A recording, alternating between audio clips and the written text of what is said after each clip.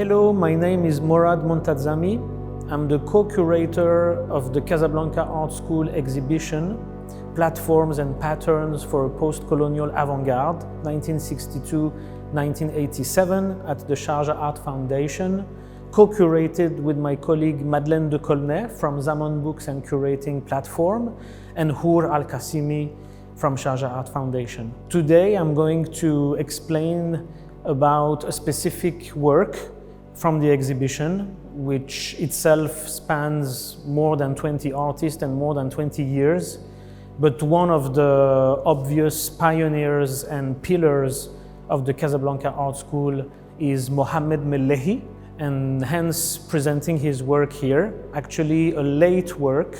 entitled Volcanique from 1985, which is a work that has much to do with Melehi's origin, as he was born in the northern city of Azila in Morocco. So this work by Mohamed Melehi, entitled Volcanique, is a work that Mohamed Melehi, in which he synthesizes a certain parameters and dimensions of all his work throughout the 60s and 70s and 80s. It's a work that's been produced in a specific paint quality, which we call cellulosic paint, which is an industrial kind of painting that was used and is still used, for example, to paint cars. Mohamed Melehi had his artist studio in the city center of Casablanca during the 70s, and his studio would be very close to a lot of workshops and a lot of even car reparation and garage around his own studio. Therefore, this kind of industrial quality and material that he obtained through the cellulosic paint, as you can see, a kind of very much lacquered, also matte kind of painting, which gives this kind of flat effect and kind of shorten also the perspective for the eye looking at it, was basically also a way to give a kind of tribute to the workers, to the working class that was using this kind of paint in their industrial activities. But the more specific venue that echoes this work is the Asila Festival, because the Asila Festival was co-founded by Mohamed Melehi and Mohamed Ben Aissa in 1978. And this work from 1985 actually represents the moonlight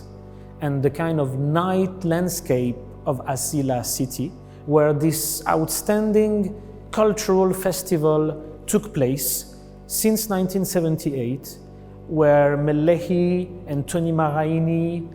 her companion and protagonist of the Casablanca Art School, were inviting a lot of Moroccan and international artists every year, once a year, in Asila to create murals and frescoes literally on the walls, on the white walls of Asila, collaborating with Moroccan and international artists on these frescoes. So this is how this work resonates with that context. As you can see in this work, Melehi had a very specific approach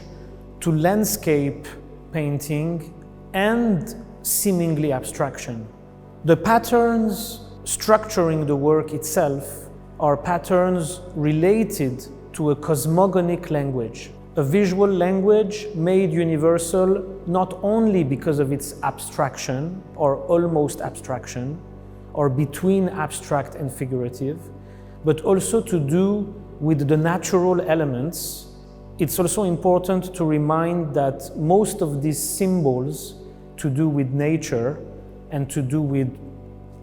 we could say, the birth of the universe, or how each civilization or each culture has its own storytelling about how the universe came to be. And in this case,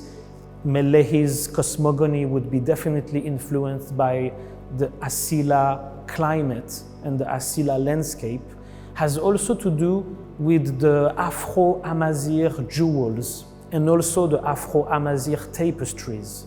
This specific work, I believe, can have a certain impact for the present, for the contemporary world. First of all, it's a work that has to do also with architecture and the way Melehi structures the lines and the space and these kinds of hidden grid behind the geometric composition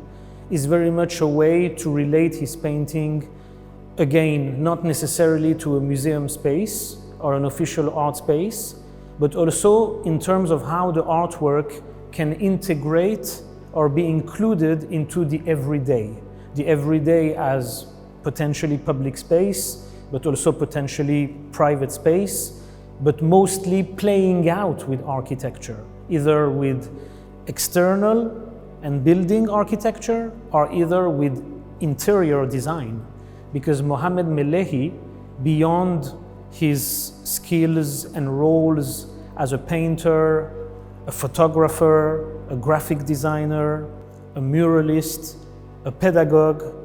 was also an interior designer. He actually designed several apartments and also his own living spaces in Asila, which in a way is so much symbolized by Mohamed Melehi, who was definitely a connector, who was definitely a catalyzer, who connected so many people, so many fields, so many disciplines with each other, and being able to produce all the platforms that he came up with, either his magazines, his artworks, his interior design. All of these were always made in a collective purpose and for a collective reason.